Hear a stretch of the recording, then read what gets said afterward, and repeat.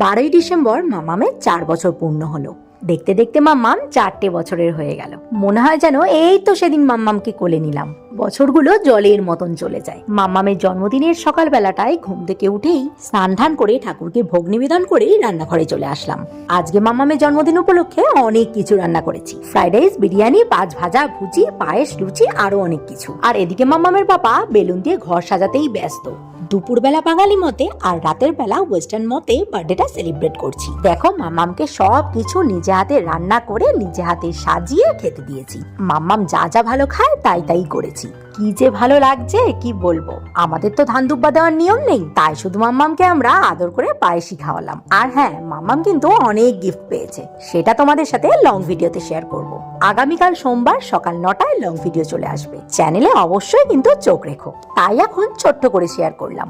Tata, Joy Siyaram.